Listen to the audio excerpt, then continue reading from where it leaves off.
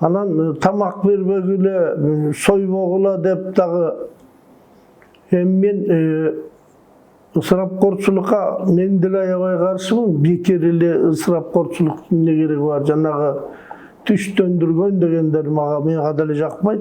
Илгери түштөндүргөн деген башкача болгон. Ошону азыр үйгө алып келип алып кууратып атпайбызбы? Жанагы илгери түштөндүргөн деген мисалы Токтогулдан нарынга Куда келаткан болсо биз тиги Тогусторонун белинен күтүп ачка болбосун деп бир козуну союп алып ат жалына казанасы жерден курсагын тойгусуп алып анан алып келгенбиз. Же кетип баратканда ошентип анан узаткан экен илгери. Же долондун белине чейин келип тосуп алып.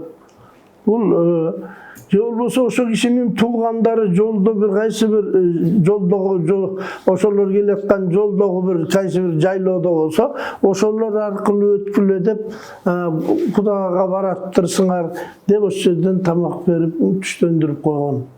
Жөнөкөй эле бир көч кетип баратса дагы илгери көчтү да жолдон тосуп алып түштөндүрүп колдон келгендер. Же болбосо эле дегенде суусундук берип, кымыз берип жолдон суу сапар атасыңар, жол тартып баратасыңар деп, жол азабы, көл азабы деп, жолдон ошентип суусундук берип, душман кишиге деле ошентип өткөрүшкөн кыргыздар.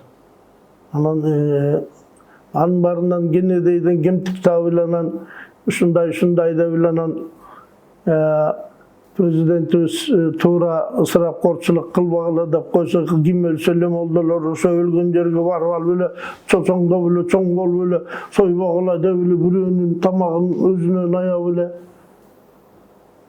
Иши бар, эч ким өлбөсө деле 5 союп салсам, мени ким сойбо деп айта алат? Мен өзүмдүн малым болсо, уурдап союп атпасам.